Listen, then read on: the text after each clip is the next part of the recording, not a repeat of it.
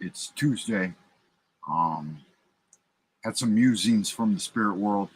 I was wondering if you pray or use psychic self-defense techniques of any kind, because there do and seem there do indeed seem to be non-human entities in the realms interacting with our own. I guess it depends on your personal paradigm, your worldview, or tunnel reality, like how you view the world, as to how you interpret this reality. For example, I've studied this field at great length through a number of traditions. My primary understanding comes from Hermetic science. Think Franz Barden, William Wynne Westcott, uh, Aleister Crowley, Golden Dawn, these types of esoteric fellows.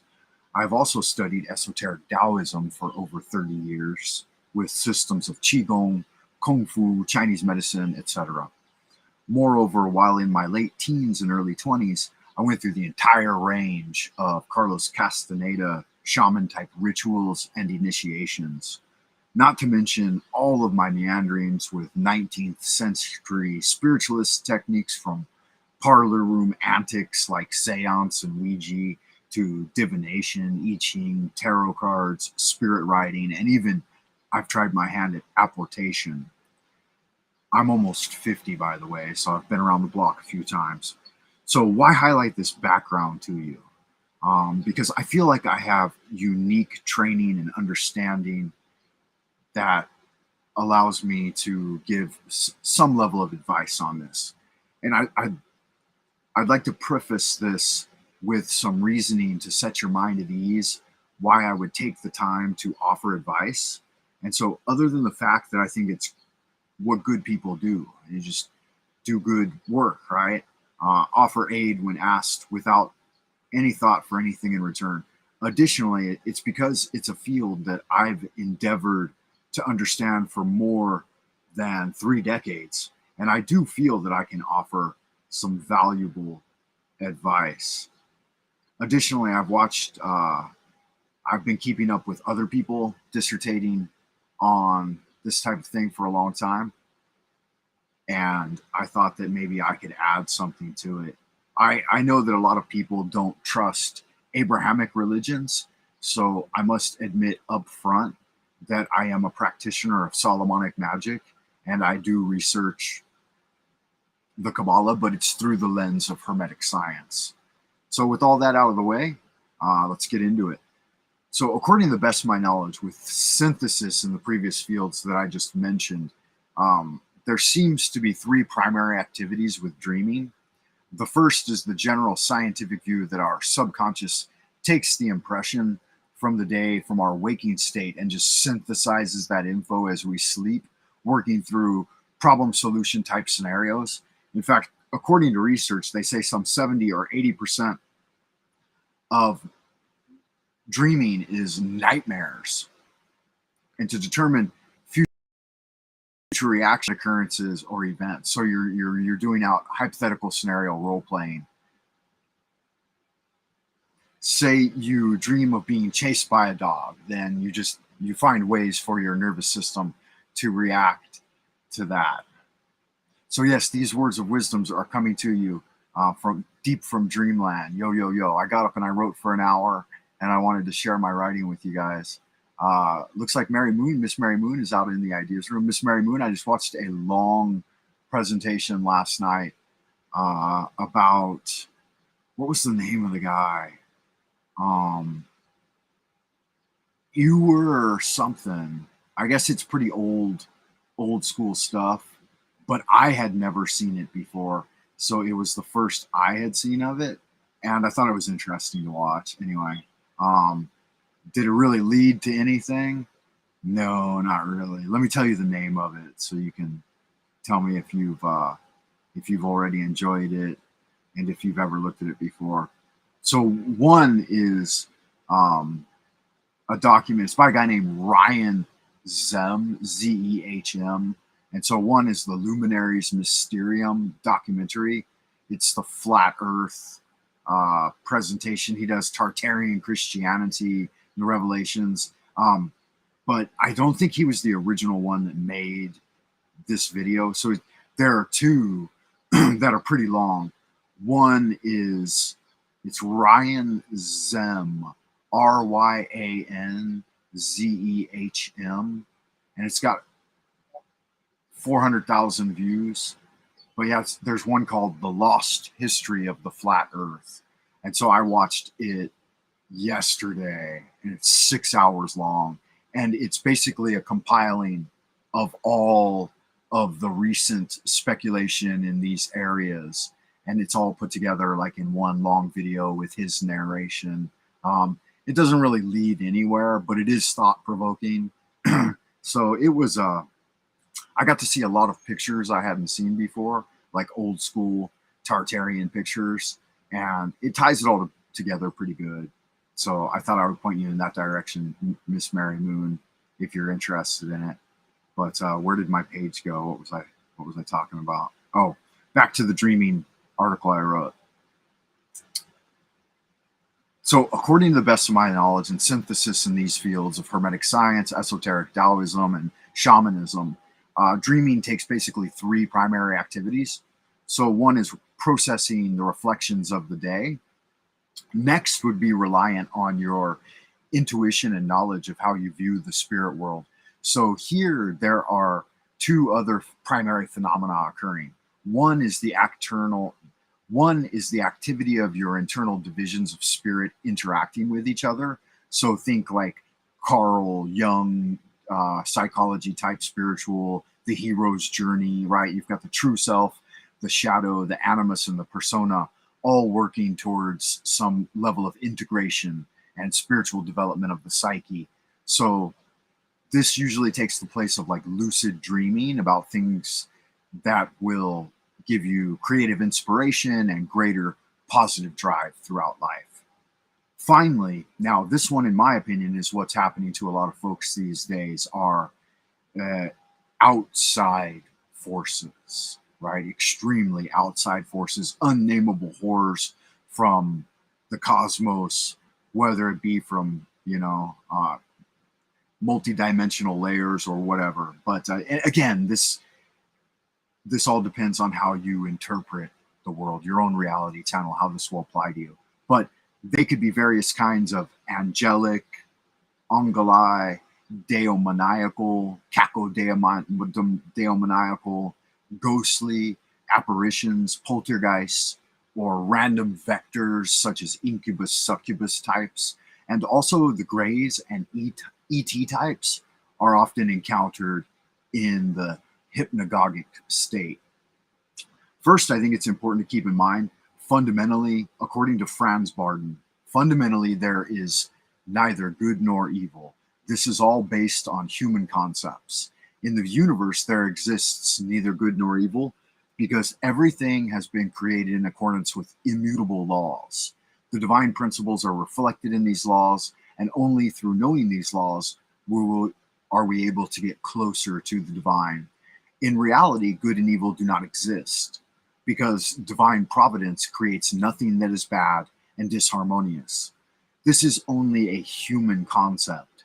From the Hermetic point of view, one type of being has to bring forth positive influences, whereas another type has to bring forth negative influences. In an astral respect, these beings are the tools of the effects on our physical world. They are also cause of all the effects in the astral body of every human being, whether they be initiated or not. So I think that's an interesting perspective, that it's our own filter is the way we interpret whether we see these things as bad or good. I've been blowing this horn for the little grays for a long time because a lot of people try to say that they're nefarious and they're up to no good, but they don't seem to be. Any of the other concomitant situations like the cattle stuff, like cattle mutilations or abductions or anal probes, all of that is total sci-fi fantasy. I personally have purged into the depths of the gray ETs, the little grays, as people like to call them, your classic alien types. And I haven't seen any of that type of behavior or had gotten that impression at all. So So ultimately, you can interpret the messages you receive from the world beyond. You have to do the interpreting, right? If it's an invasion of your personal space by an outside force, then prayer and invocation can definitely help and do a lot towards psychic self-defense. Um, Recently, someone mentioned the occult as being negative, and now obviously this is a very rigid, modern TV evangelist style Christian view. Christian mystics and esoteric Christianity has been vastly misunderstood by these modern TV evangelist types. And if you're genuinely interested in spiritual research, then you'll have to rely more on your own intuition, faith, and critical thinking to approach the field of the paranormal. But I mean, as a side note, I've experienced various levels of interesting phenomena while sleeping, various nightmare entities attempting to attack me, whether they be dark snakes or a big black dog chased me around a bit. And I've been trapped in the wires of my computer with the wires choking me out and stuff. And I've been attacked by succubi. And I've run the gambit of all different types of nightmare entities. And when I was younger, I would feel really frightened at these things, and I would try to rely upon, yelling out, "Mommy, help me," and this kind of different thing and stuff. But as I developed my kung fu practice more and my ceremonial magic and stuff like that, like these types of regular nightmare appearances don't even frighten me anymore. And oftentimes I realize it's because the blanket got up around my neck or something and it's trying to choke me, or if it's a genuine entity, uh, then I can banish it quite easily. Or like my mom likes to do, she likes to send love at them. But everybody has their own way of handling this types of thing. So I feel confident that I can drive away any kind of spectral vectors. The LBRP, again, I remind you, is a great tool for this, but mileage will vary depending on your personal paradigm and religious beliefs. To summarize, I was raised at my younger age in a lukewarm Christian family. I attended a Lutheran academy until I was about 15. And I found personally faith in Jesus alone by itself is lacking, but it may be enough for you. I'm not saying that it's not. For me, it's more like the transcendentalists, like Henry David Thoreau, Ralph Waldo Emerson, Margaret Fuller. I think they're closer to the roots of the real religion of the Europeans, which is, transcendentalism, if you don't know, was the first major intellectual movement in U.S. history. And they championed the inherent divinity of each individual. I think that's an important statement, as well as the value of collective social action. And it basically changed how Americans thought about religion, literature, and the natural world, class distinction, and this kind of thing. I always find, first and foremost, that I'm a child of the American forefathers, and so you can be confident that anything I say is filtered through the ideals of Thomas Jefferson types, Benjamin Franklin, George Washington, those types of fellow, the original guys that, and some people may believe that they were very Masonic, but they weren't. They were more into, I mean, they were, yeah. The Masonic tradition is the mystery school tradition that learning about these higher truths is sometimes difficult for the average individual. But Thomas Jefferson, I quote, his creed was something like, "I have sworn upon the altar of God eternal hostility against every form of tyranny over the mind of man." And so I agree with that sentiment. I think that we need to fight against tyranny over the mind of man. And that's why I don't necessarily fall in with religious tenets, so to speak, because Christianity for the most part just seems to be another form of tyranny over people's minds. And so I'm glad that Miss Mary Moon is here. I am extremely interested in astrotheology. Miss Mary Moon, as you know, astrotheology. But I don't know much about it. I do know that it's a full moon. and the moon has moved into Capricorn. Let me check, keep up with the chat, get a little eye on it here. I only had a few minutes to go live, so I just wanted to tune in and say hello, touch base with you guys, let you know that I'm still out here. Not a lot of motivation or inspiration to do YouTube now that my channel's gone dark and I'm using lunar light to transmit. It's just it's really disappointing. Susan over at the boob tube, so I stepped away from it yesterday and just I watched The Dark Journalist. There was just nothing there, man. He ignores. He's ignoring the truth. I mean, but what can you do? You know, you can't. That's funny, Mary. I'm happy to hear that. You want to go live so I can interview? Sadly, I don't have any time today. Yeah, I know. What fun! Last night I had one half a glass of wine, but not enough to even change my disposition, really.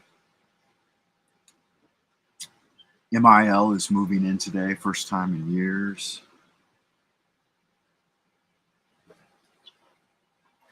I'm glad to hear it. I recommend that you stay hydrated, drink plenty of water, and like even maybe make yourself something to eat before you go to sleep.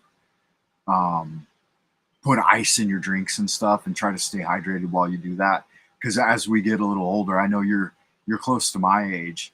Staying hydrated and recovering from hangovers becomes harder and harder to do. So if I could offer you any advice at all, it would just be throw some food on top of it before you go to sleep and drink enough water and stuff like that.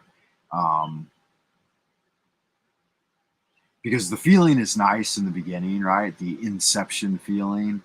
But then as you get a little further into it, like you can't achieve any higher levels. There is no enlightenment in it.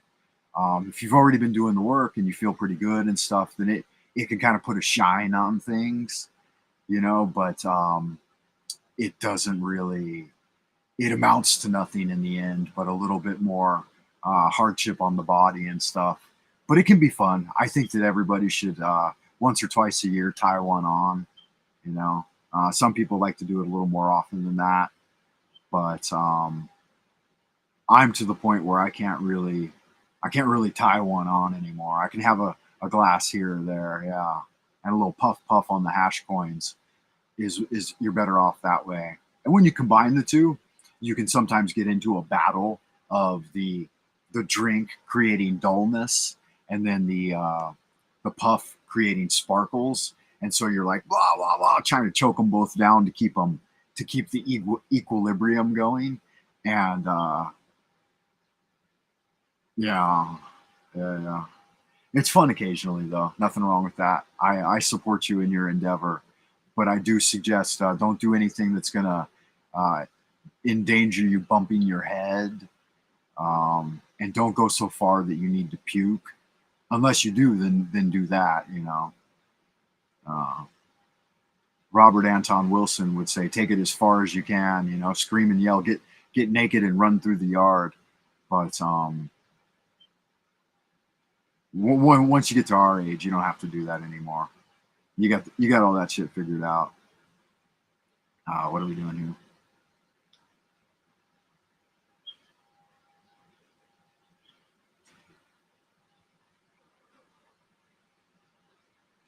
Through the gates. Yeah, no chainsaw carving. I agree with that.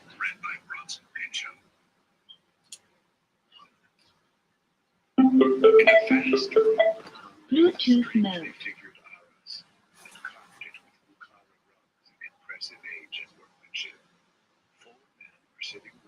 Oh, I didn't turn on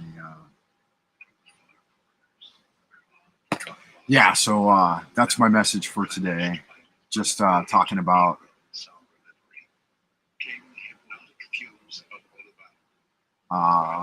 Dreamland and the things that go on there. If you have any Dreamland stories, yeah, I hear you. if you have any Dreamland stories, put them down in the commentary later. If you have a Dreamland story that or a paranormal experience that you would like to share with the folks online, make sure you send it into my email address. I've got a new email address over there. It's gothicishlad@gmail.com. So if that's something that interests you, definitely look into that. I love to read stories. And if you give me artistic license, I will either flesh out your story or improve the narrative canter. I mean, you can just give me the bare bones idea and I can write it up into an essay. I've been writing more essays recently. Really? Yeah, you should send me an email. Let me know.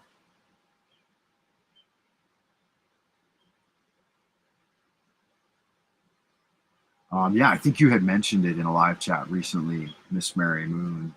Um, yeah, I just don't have a lot of lead in the pencil for YouTube these days. The Karens over at BoobTube have been breaking my spirit, and so it's a bit of a bummer. But I'll survive. I'll survive. I'll roll with the punches. I got. Who had vanished from the face of the earth 4 years before.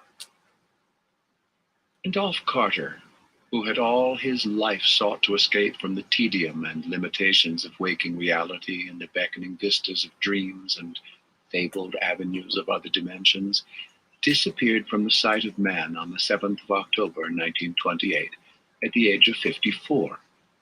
His career had been a strange and lonely one, and there were those who inferred from his curious novels many episodes more bizarre than any in his recorded history. His association with Harley Warren, the South Carolina mystic whose studies in the primal Nyakel language of the Himalayan priests had led to such outrageous conclusions, had been close. Indeed, it was he who, one mist-mad, terrible night in an ancient graveyard, had seen Warren descend into a dank and nitrous vault, never to emerge. Carter lived in Boston, but it was from the wild, haunted hills behind hoary and witch-accursed Arkham that all his forebears had come, and it was amid these ancient, cryptically brooding hills that he had ultimately vanished. His old servant Parks, who died early in 1930, had spoken of the strangely aromatic and hideously carven box he had found in the attic, and of the undecipherable parchments and queerly figured silver key which that box had contained, matters of which Carter had also written to others. Carter, he said. Yeah, I'll tell you guys an interesting curiosity that happened recently. I started using, that FM radio went dark until January 18th, I think, is when it will be back in action. And we were supposed to go back to school this week, but of course they canceled it. They told us to continue doing our classes from home online. And so here I am once again, getting ready for the day. But yeah, Jeff, the Karens over at BoobTube have really killed the motivation to make any kind of content for the platform, whether it be here on Lunar Light or over at FM radio. It's like they strangle out and throttle out and stall all progress. Did you guys watch Bright Insight's latest transmission? He's predicting a collapse of the US dollar and the world economy. And I'm like, bro, where have you been? What do you mean you're predicting the collapse of it? It already happened. Currencies have already collapsed worldwide. They're switching over to a cashless system. And the world economy has been collapsed for 2 years now. The only thing operating right now is corporate fascism. Any type of free market, the dream of any kind of free market, nobody even talks about it anymore. That dream is over.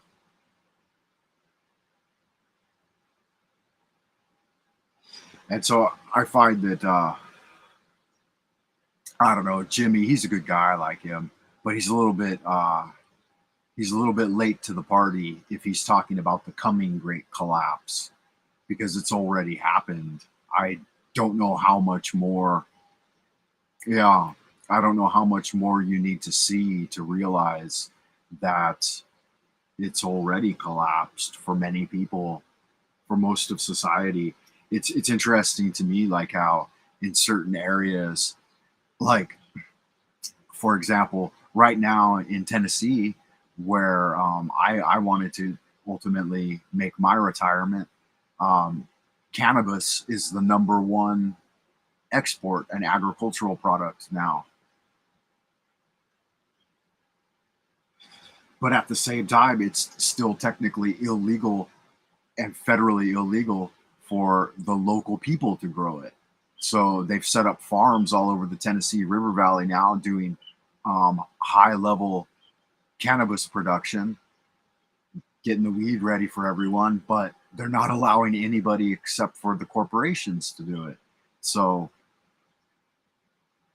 corporate fascism is the order of the day. And it's like, well, how is anyone going to survive that? You know, they've taken away all of the water rights from US citizens, and they're taking away land rights. Trudeau came out the other day and said, you guys in Canada don't even have the right to own personal property. That private property is not guaranteed by your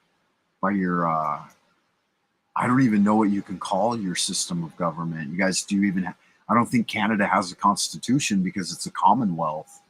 So everything, I mean, what has changed really? They're just letting us know that everything belongs to the queen. And like over here in China, it's always been open and shut. Do you know that everything belongs to the state? So I think yeah, that's right.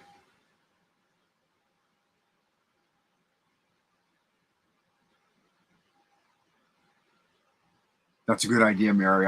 I could appreciate that. I'm not going to post that on the video though, because I don't want to put any negativity in your direction. So I'm not posting comments. Uh, but it's good to see Jeff out in the ideas room. What's going on with you guys? I don't have any time. I just wanted to broadcast a short one today. In fact, I planned on going like 15, 20 minutes.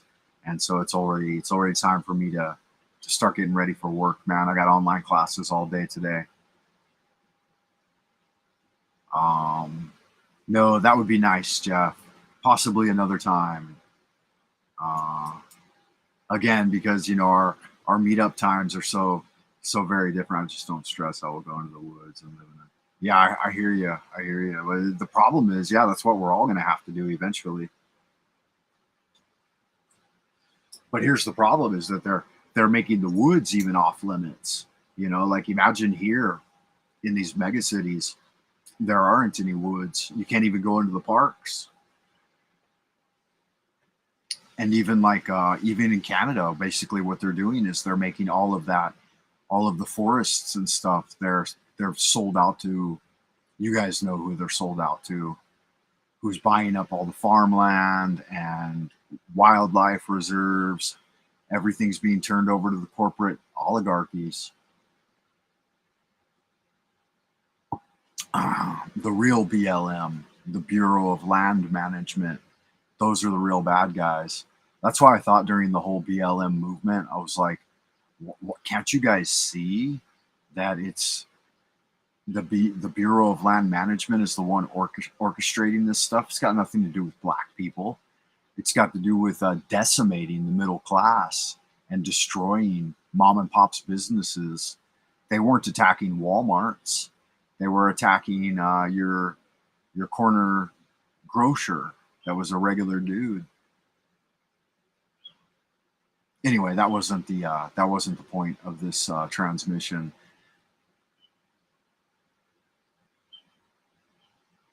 Yeah, you're right. That's true. Go out there yourself and see. We got at least 50 years out there alone. Yeah, I agree with you, and possibly in perpetuity. You know, forever. Um, I'm not going to be totally black pilled, even though I've already watched it all collapse. And even the limited amount of freedom that we used to have here in China now is 100% gone. It's total nationwide lockdown with no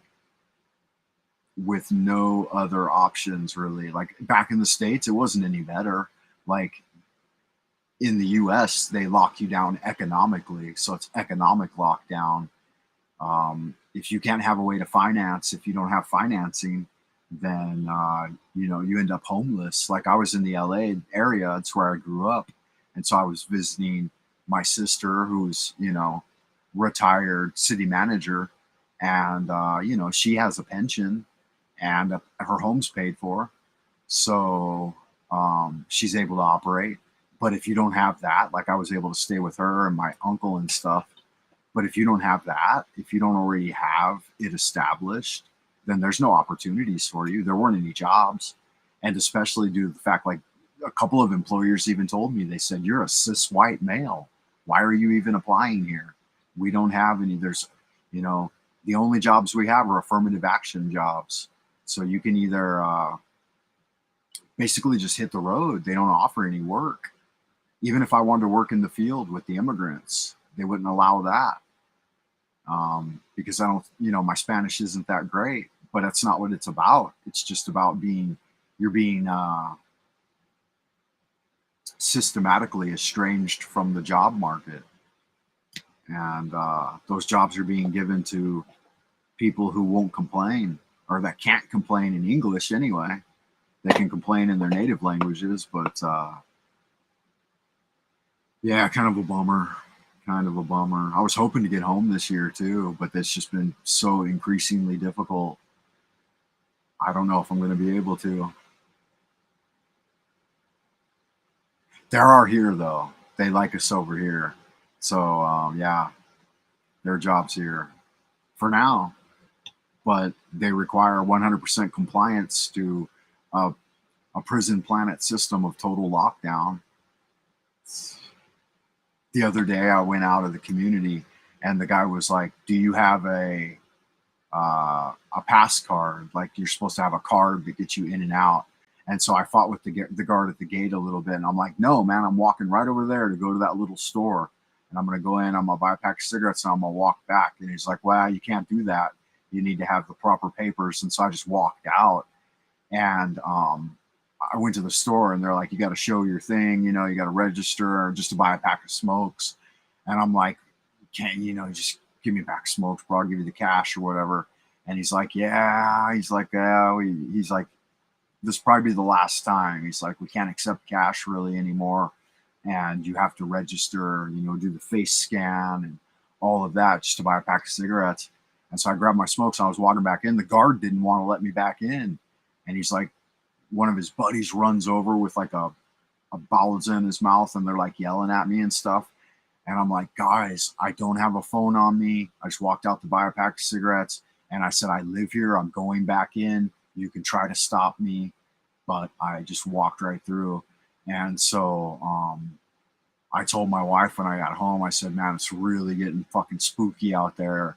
And at some point, I'm going to find myself in a situation where I can't comply anymore. Really kind of a bummer, man. Wake up call though. And wake up call to you guys too, because it's already been rolled out there. All of your meat packing plants have been sold to China. Fentanyl continues to flow across the border. Beijing Biden, his son took a 1.5 billion from companies over here in Beijing. They're building 5-star elite resorts for them to come over and party. Yeah, it's coming that way. It's coming there. You see the way Trudeau's behaving and Beijing Biden. Beijing Biden openly came out and said, the Bill of Rights is not absolute. You're not guaranteed a right to freedom of speech. You're not guaranteed a right.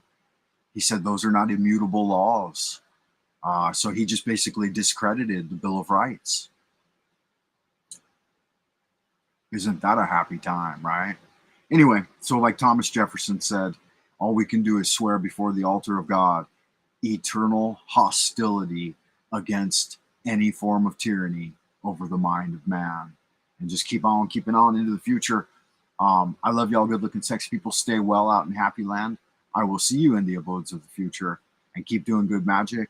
I think the chat stays open for a couple of minutes after I sign off, man, but I gotta roll.